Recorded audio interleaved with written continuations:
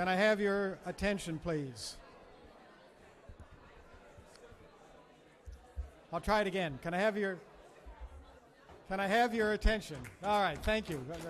Thank you. Thank you.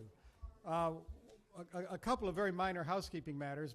If you'd like to be kept informed of future Curb Center Washington activities, just leave a business card at that welcoming table outside, and we'll be happy to put you on our email or mailing list. And also be sure to take a poster. We published a nice commemorative poster for this event, so take one with you as you leave after our panel in the afternoon. It's a great pleasure for me to introduce our guest today, the president of the New America Foundation, Steve Cole. He's one of my absolute favorite, most respected journalists and public intellectuals, and I can't think of a better person to comment on the theme of today's conference. I think he is well known to all of you, a 20-year-plus career as a journalist covering South Asia, then bureau chief for the Washington Post on that same area, then ultimately managing editor. Since the middle of the last decade, a staff writer with the New Yorker magazine, and certainly generates lots of excellent copy for them, long pieces and short. He writes about American business. Among other things, his new book is about ExxonMobil, which will be coming out soon. But I think the book that stands out in his resume is Ghost Wars, The Secret History of the CIA, Afghanistan, bin Laden, and from the Soviet invasion to September 10th, 2001. Now you notice I recited that without once looking down at a note, the title and subtitle. Which is one of the most, perhaps the most respected books to emerge from our national conversation about Afghanistan in the run-up to 9/11. Of course, the New America Foundation is an important public policy institute here in Washington, D.C., and Steve has been a prolific writer while holding down a full-time job running an important institute here in this city. He actually is from the area, one of those rare individuals. I think he grew up in Montgomery County, so he's in a sense a native Washingtonian. So please welcome public intellectual, journalist, leader of the nonprofit policy community, Steve Cole.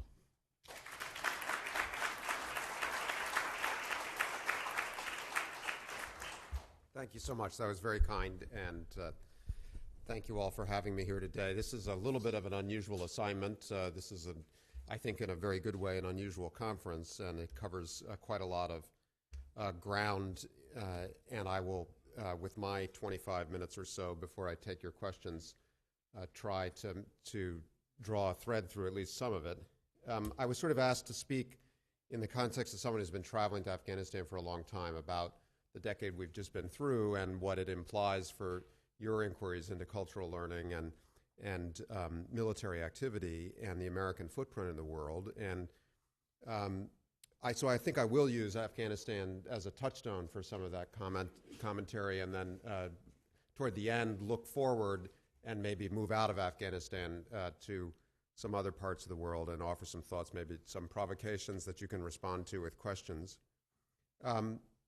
In journalism and reporting, when reporters talk to each other and they talk about going to a place like Afghanistan, one of the questions you'll ask about a particular trip is, were you inside the wire or outside the wire?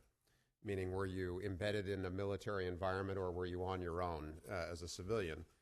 And I thought I would use that framework to offer some initial kind of comments about counterinsurgency and Afghanistan that might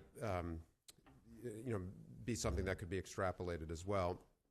And I thought I'd start with my own travel fairly recently. I just got back on Wednesday from Afghanistan, and I took a trip that I was reflecting on for many reasons, because it was the third time I'd gone down to Kandahar, actually, well, maybe the fourth or fifth, but there were three trips that I thought I would just quickly highlight to try to get at the significance of what this wall between military footprints and civilian populations really feels like and what its implications are, just observing it rather than trying to kind of critique it.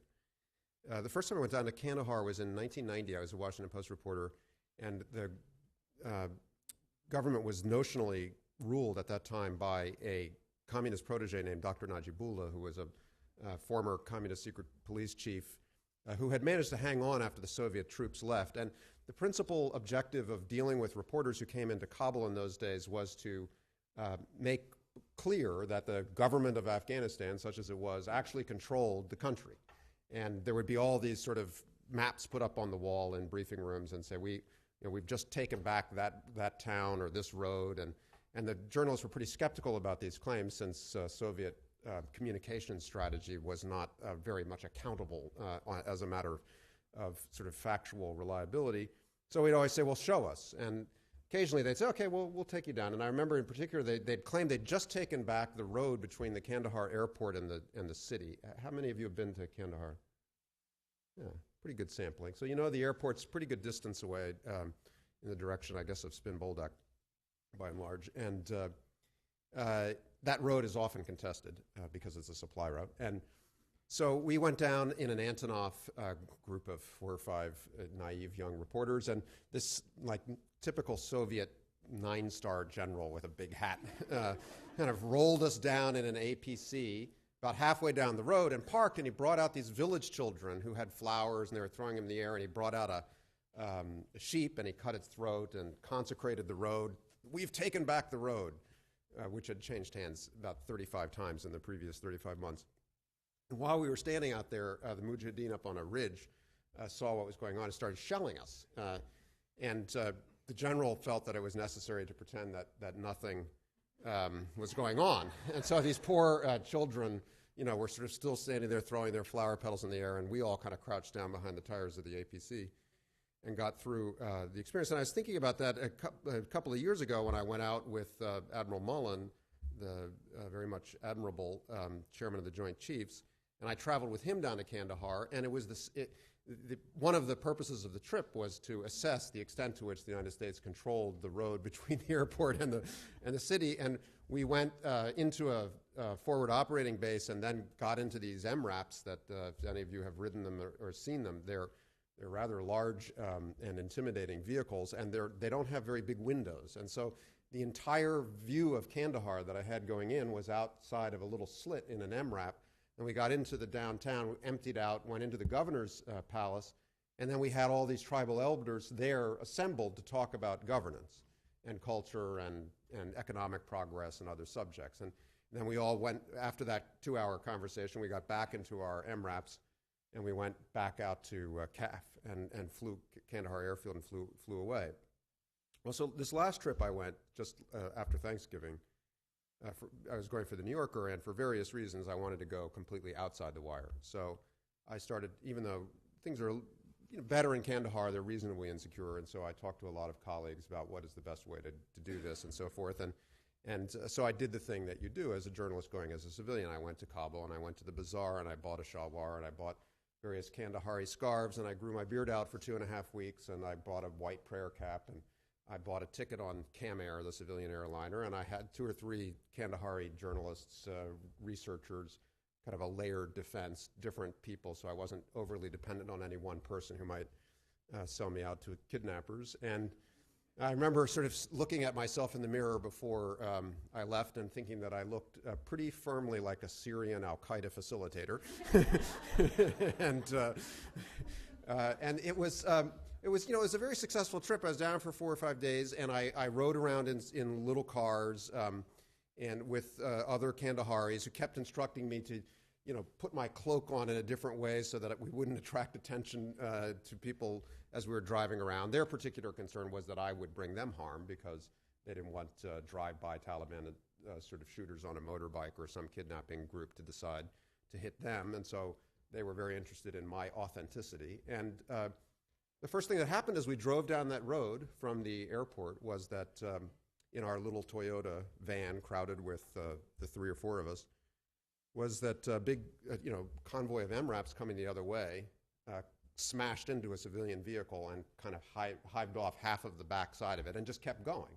And then there was this huge gathering of Afghans, not a political gathering, but the aftermath of an accident, all about what had just happened. And a long way of saying that it is very difficult, I think, for people in the military, the very best intentioned, most honorable, hardest working, most self-sacrificing military officers I've met are among the most honorable and impressive public servants I've ever come across. I also recognize that it is impossible to understand the gap between inside the wire and outside the wire unless you live it. And no matter how hard you try, if you don't come out of the institutional setting that you're in an environment like Afghanistan and completely turn around, you don't have to go so far as to draping yourself in the clothing and growing out your whiskers, but it I think is very difficult to internalize the implications of what this wall looks like on the outside and on the inside, and what it implies for cultural knowledge and for exchange between the population and the military. And that may seem like a commonplace, but I was reminded on this trip of how profoundly different Afghanistan seemed to me. My access to it was just by turning around in this completely thoroughgoing way. Normally, I almost always travel outside the wire because usually in the places I'm going, there's not a military occupation or a military footprint of the size that there is now in Afghanistan or was in Iraq. But let me use that framework to talk a little bit about COIN and the intellectual history of COIN over the last 10 years or so and where it arose from. And I'm sure there are lots of different perspectives about COIN, and I don't advertise a monopoly on wisdom, but I have been out to Iraq during the surge, both inside the wire and outside the wire, and certainly in Afghanistan over a long period of time. I've seen two different international military coalitions attempt to establish a presence in Afghanistan. The Soviet presence was much more explicitly revolutionary and coercive than the COIN era U.S. presence, but it had many similar elements, and indeed U.S. transition strategy now is explicitly derived from Soviet models in the late Gorbachev period.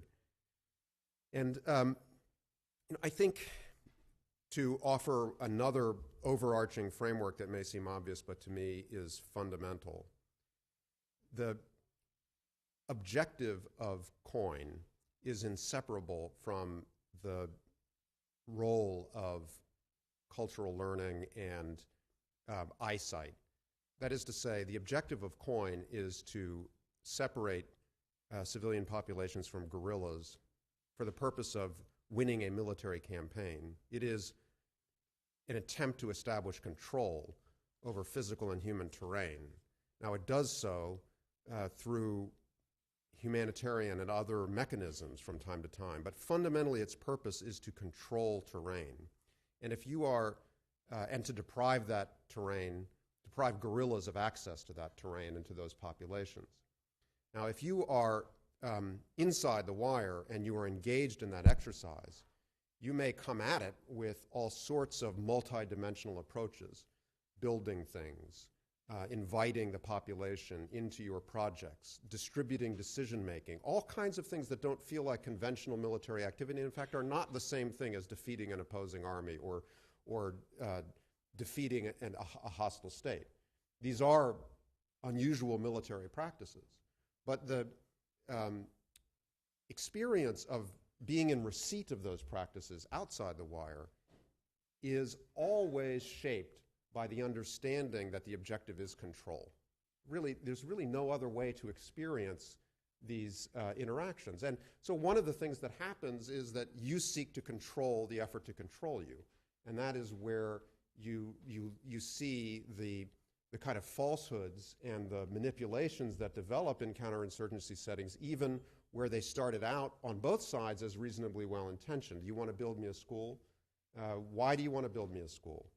You would like to educate my children. Why do you want to educate my children? I understand you want to control me.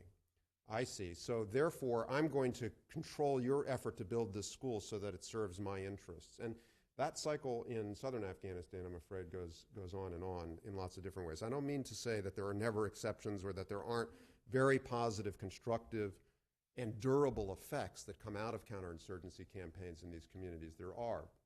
This morning we had Alex Tier, who runs the Pakistan-Afghanistan office of USAID, over, and he put a couple of slides up about Human Development Index indicators and how they've changed in Afghanistan since 2002.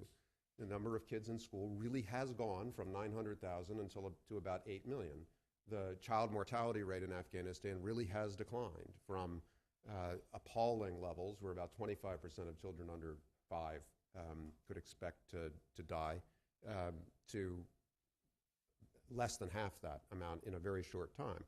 And these are transformational effects that are partly the result of a particular strategy that placed civilian and population protection higher on the list of priorities than traditional military activity aimed at opposing armies or hostile states would ever attempt to do. So I don't want to fail to acknowledge that. But I do feel that because the purpose of COIN is to control, that the limitations that are embedded in all of the cultural and other activities and learning that are associated with that strategy, have to be acknowledged. It may be that the national interest in controlling a particular territory and population is so profound that this is simply the most effective way to achieve that interest. Fair enough. But let's not suggest that the humanitarian activity that takes place underneath this strategy of control is going to be received by the local population as anything other than that, or is going to be durable outside of the mechanisms of control that brought it into being in the first place. So the purpose of COIN is to win. I mean, that is the purpose of COIN. And in some settings, it's very powerful, that determination, and very effective. In Baghdad, in 2007, the surge that wasn't pure counterinsurgency, but had a counterinsurgency aspect to it, in a dense urban setting where hundreds of bodies were being dumped on the street by rival militias night after night, the transformational effect of that military presence was astonishing and constructive and very hard won. And yes, classical COIN activities, including those involved with construction and building economic pathways and alternative choices for militias and angry young men in general in Baghdad, that was an element of the success. But ultimately, the purpose of the surge was to break the back of the insurgency. And the insurgency succeeded because it had a clear-eyed view of how to break the back of the insurgency, and that included targeted operations against insurgents and their supporters. And so I don't think we should reverse the kind of angle at which we analyze COIN by failing to acknowledge that the purpose of those interventions is to separate, diminish, and control guerrilla forces that are armed and that are judged to be dangerous in that setting. So now what are the effects of this on some of the subjects you're considering? Learning, knowledge, cultural knowledge, local knowledge.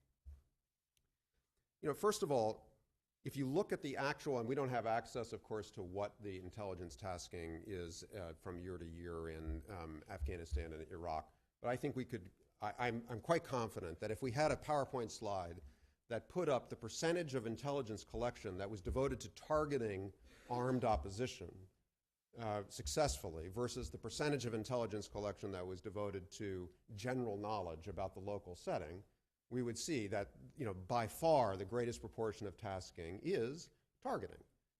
And I don't have an argument with that as a taxpayer whose taxes are supporting a military that is pursuing American national interests by achieving military objectives overseas. I mean, I would want the military to achieve its objectives if in a democracy it's ordered into action. it is the military's judgment that the best way to do that is to collect intelligence about targets that are relevant to the control of populations and territory, not to learn about the history of complex tribal and social patterns in certain provinces. And there's an argument in the intelligence community about the extent to which intelligence collection should change to account for these sort of neo-colonial sort of subjects, contextual subjects, let's say. But I think that argument, even where it prevails, is often around the margins of what military activity actually has to be in violent settings such as these. And then outside the wire, it's very difficult to reconcile the simultaneous activity that counterinsurgency campaigns require. So in Kandahar on this trip, I met with many villagers who had been essentially displaced from ex-urban Kandahar by counterinsurgency operations and had come into Kandahar city. And their villages were targeted by simultaneous activity of a constructive and destructive type. So they were, on the one hand, being encouraged to take advantage of agricultural extension activity, essentially, to improve their yields and to make their orchards more profitable for them, and as an alternative to kind of Taliban agricultural policy, which is not living up to global standards, shall we say. And at the same time, their villages were targeted by night raids and were being populated by Afghan local police forces that were being stood up with American dollars, and most of those local police, or many of those local police, were not conforming to the standards that their American sponsors had held out for them. In fact, they'd become predatory. They were operating out of area. They were emptying whole villages. They were going and stealing crops and worse.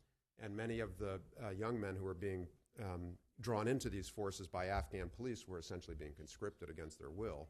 And so a lot of them had essentially abandoned their villages, come into Kandahar city just to get out of the way of this mess. Now, inside the wire, if you look at the number of police deployed, the number of salaries paid, the number of agricultural activities carried out, you would have one portrait that would be factually based and valid up to a point. And then outside the wire, you have a different sense of proportion about what is possible to achieve in a setting like that, and what the effect on civilian villagers and populations would be. And after a long while, these Afghans who are themselves endured 30 years of war, lots of different international forces in lots of different settings, they're pretty savvy about how to handle their position in this. They're kind of resilient. And so they play the night raid game as a compensation game, not just as victims. And so they're looking for ways to convert their experience of being raided into cash. So their kind of sophistication about how to file claims with the raiders over trees knocked down or walls knocked down, you wouldn't really want to play poker with these people. I had some people come over and talk about exactly where their claims stood and the conversation among them about how you get from a damaged tree to a pile of money from the Americans was incredibly sophisticated. It was really rich with knowledge and advice. So that's just kind of the way it is, I think. I don't, as I say, I don't want to suggest that I find counterinsurgency illegitimate. What I find is that the way counterinsurgency is described to its practitioners and to the public is inconsistent with the way it actually plays out on the ground. And that is probably worth thinking about if you're a practitioner of counterinsurgency, even just as a tactical matter. How do you succeed? Well, you don't succeed by kidding yourself about what the effects you're creating in local communities really are.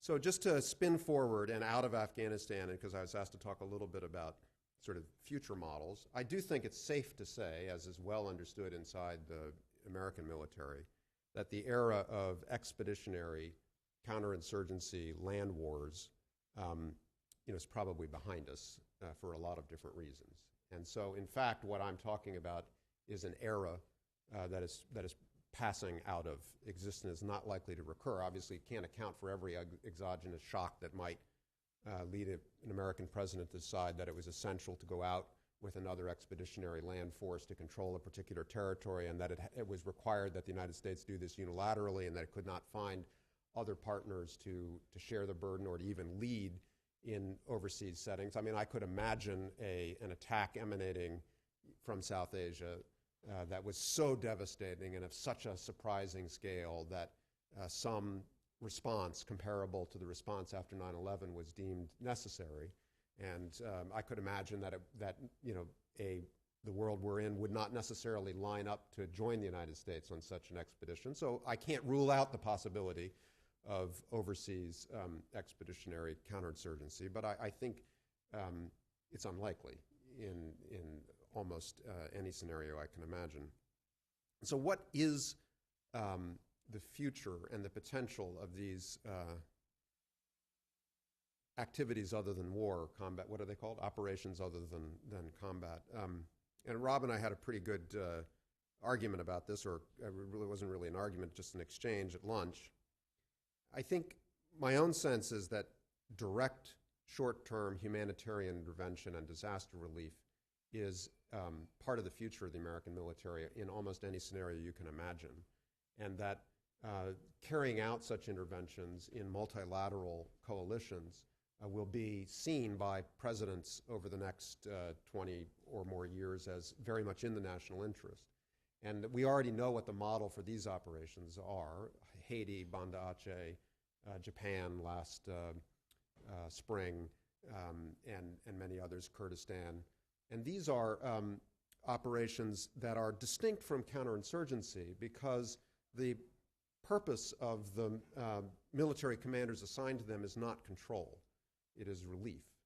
And the settings in which that relief is attempted are often broader than what a military command requires in order to achieve battlefield effects in a much more kind of kinetic or hostile setting. So, in other words, you can have partners. You can have partners, not just other countries, and the fact that they're inefficient and that their systems are not interoperable and that their commanders didn't go to the same schools and don't speak the same doctrinal language, that matters a lot less. And also, the coalition can include civilian actors in a more comfortable way than is generally true in counterinsurgency settings, in my experience of them. So I do think, especially looking at Asia over the next 20 or 30 years, the attempt to develop broad coalitions in the space between South Asia and the Pacific at a time when China is rising, modeled by the Japan intervention where you had the Australians and the Indians and the Americans working together. I think there's a self-consciousness among all of the powers, rising powers and middle powers in Asia that are not China, that such activity is in their interest and will remain in their interest. And it's likely, I think, there and in Africa that these kinds of interventions will continue. Anti-piracy is another example. To some extent, interdiction, if transnational smuggling and proliferation is another example. Those kinds of activities I do expect to be of rising importance, but I don't think they're the same thing as counterinsurgency. They may bleed over, as Rob was saying.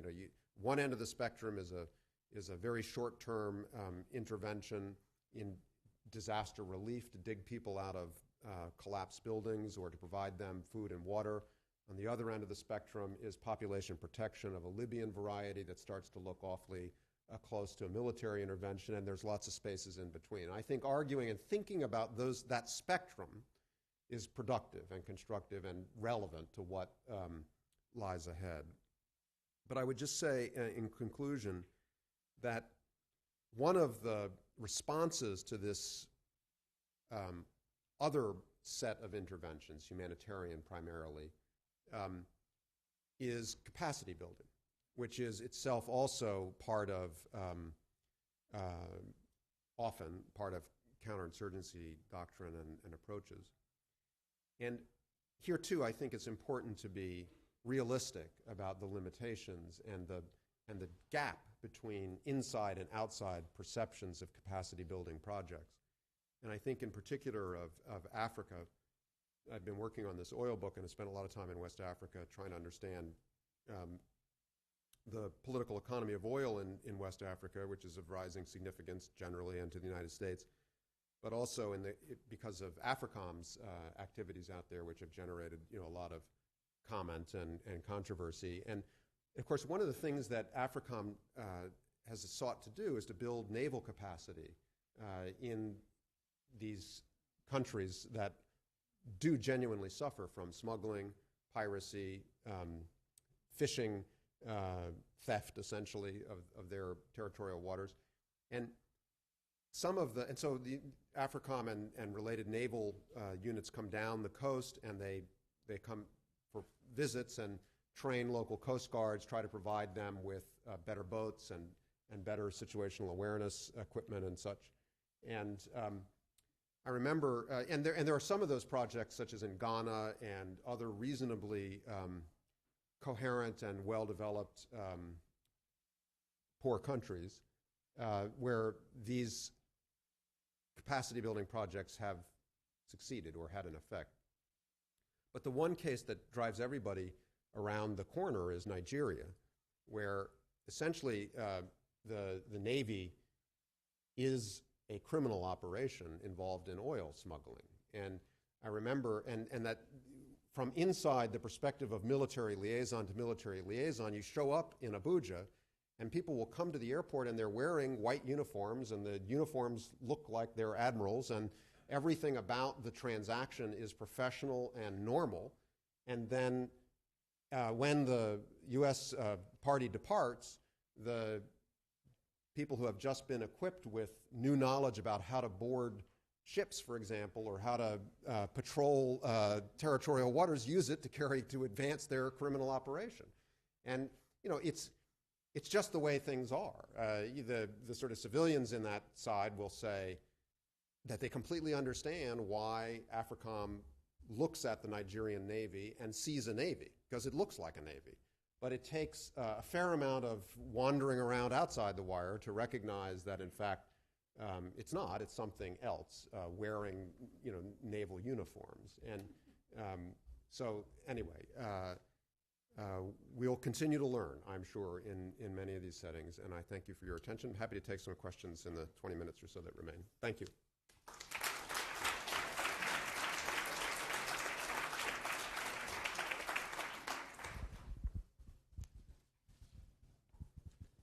Surely there are questions. Not a one. Solve the puzzle. Yes. I was asked to ask you to identify yourself. No way. Not you in particular, but all people who take the microphone. Hi, I'm Rob. Hi, Rob. Notwithstanding what you're talking about between will a coin survive and how will it survive, we're educators and trainers. And based on what you know about what could survive, what are some of the things that you would tell us to focus on in our education and training to make that more successful in the future? Yeah, so we were talking about this at the lunch table, and I haven't given this question the deep and considered thought that many of you have, so it's very much in the category of for what it's worth. But I do think that my answer to that question would be about the sustainability, insights and knowledge that would increase the sustainability and durability of humanitarian interventions, particularly in the context of disaster relief. The easiest knowledge to embrace that will always be relevant, for example, is how to dig people out of collapsed buildings, and then how to transform the expenditure and intervention in an earthquake setting into something more durable. How do you hand that off when you arrive? Take it a step further. If you go into Haiti, and after the first 2 weeks of treating survivors, finding survivors, establishing stability, creating a basis for initial recovery, now you start to inoculate children. Well, how do you do that in a way that that makes it more likely 5 years later that those children will still be inoculated.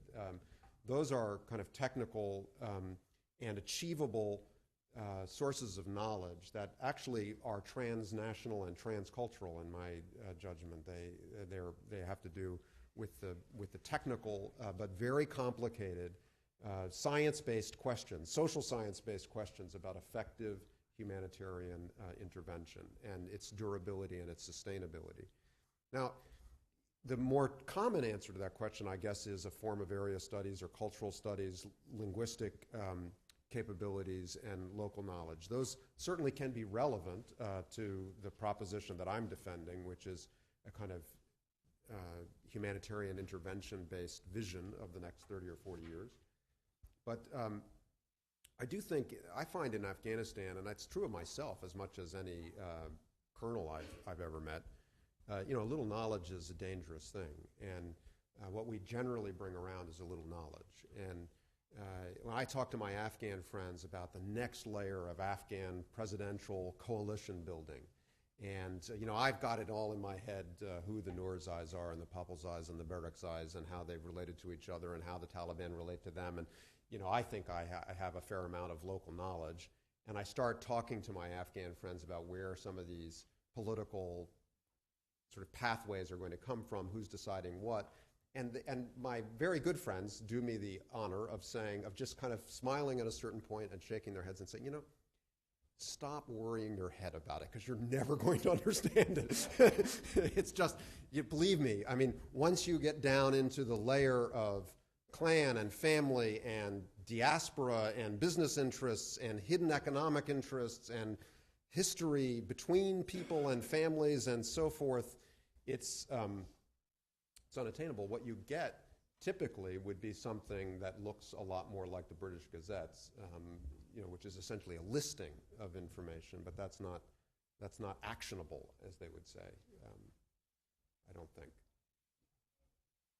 I don't know if that's responsive to your question, but yes. I'm Bill Ivey. Hi, Bill. I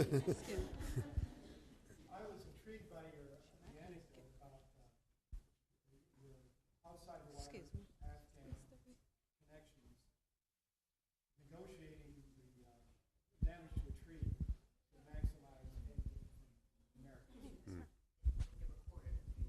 Oh, it won't be recorded. I was intrigued by your anecdote about the negotiation about how to take damage to a tree and convert that into American dollars.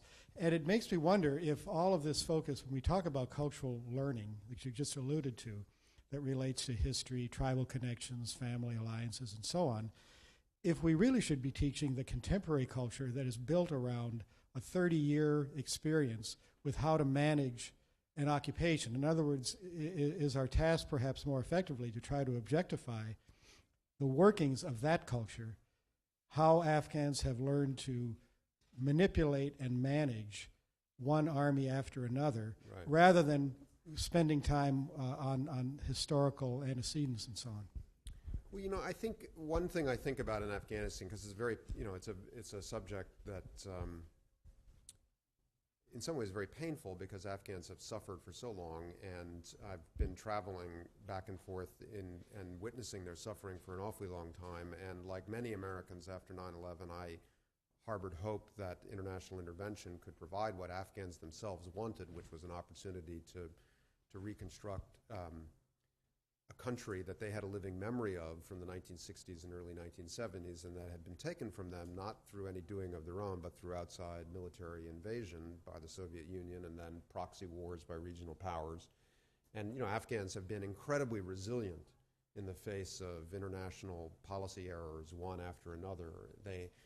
Really, I think, if you look at the Afghanistan today, notwithstanding the revival of Taliban insurgency to the level it's achieved, it's really the story of a dog that didn't bark, because given the number of errors that have been made in Afghanistan since September 11th, it's remarkable that there are not substantially more riots or sources of resistance than there has been. In fact, the reason I find in my own experience of the Afghans that I know is that after so much suffering, they're quite desperate to have an opportunity to reconstruct the country that was taken from them, and so they've been patient and resilient. And so, to your observation about the kind of knowledge that is most useful for international forces that find themselves in the circumstances that the international community, many, many dozens of countries, not just the United States, came into Afghanistan together. To me, it's not so much categories of knowledge as it is a fundamental modesty of and self-knowledge. That is the part that is so consistently missing from the American interventions that I experience, and it's partly because the mission of defeating an armed opposing force is difficult to achieve through self-effacement, right? I mean, you don't win a coercive contest by indirect methods or by modesty. And so when you try to synthesize a military mission that has a very specific coercive kinetic objective with a point of view that is meant to be adaptive and locally sensitive and searching for relevant knowledge, it's difficult to maintain the self-knowledge and the modesty that actually is what outside the wire everybody wants.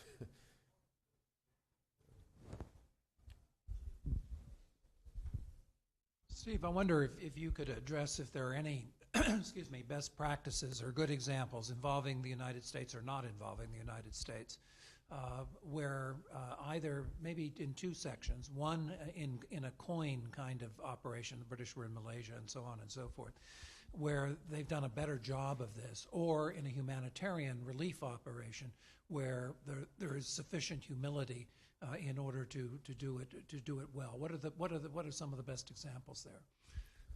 Excuse me. Well, I think in Kurdistan after the Iraq War, that operation was born of a series of policy decisions that are quite arguable, but once we in effect induced uprising against Saddam's rule and then he crushed them, one thing that the United States military is absolutely superior and very effective at doing and creates, in my experience of it, very little collateral damage in the doing, is to cordon civilian populations and protect them from harm and deliver relief to them for finite periods of time. That has been done again and again in lots of very difficult settings. There aren't very many militaries around the world that could come into Kurdistan, for example, or other settings. When the Brits went into Sierra Leone in the middle of that awful war where the Revolutionary United Front was hacking the arms off of voters and essentially established a cordon around Freetown and gradually created conditions for the RUF to be defeated. I mean, that was a very clean and effective operation, and Sierra Leone today is way better off for that intervention having occurred. And so I'm very sympathetic, maybe not everyone here is, I'm very sympathetic. I'm still getting over my liberal intervention kind of personal intellectual history because, I think I still believe that when outsized military power is available to protect civilian populations, that there is legitimacy in that act in many settings. And I was for Libya, not against it, when Gaddafi's forces were on the outskirts of Benghazi, because I do believe that in the real world, you are either, that's a yes or no moment. You're either going to allow the people of Benghazi, it's either your judgment that Gaddafi's people are not going to do what they've said they've done, said they were going to do, or what they've done many times before, or you're prepared to accept it or not. You really can't escape from those three analytical judgments. And so I do feel that that the United States military, European militaries, and other militaries are learning about how to best protect helpless civilian populations sometimes from their own governments and sometimes from more complicated forces of violence temporarily, and that there is and will be a need for that model to be constantly examined. And I'm all for the debate about which examples are a bridge too far and which are more attractive and less attractive, and for what reasons, and where does coercion fit in, and what did we learn from the Balkans, because sometimes a limited intervention is worse than a successful and short forceful intervention. Certainly nobody who remembers Garadze and the Dutch and the British is going to think that cordoning is always the right solution. But anyway, those are the models that, to me, are going to continue to have legitimacy in the international community and are going to involve lots of different militaries around the world as time goes along.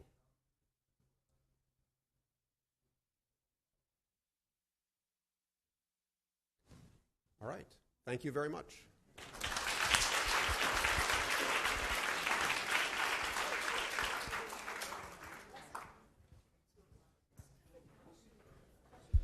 Our third and final panel will be in about 10 minutes back in the auditorium.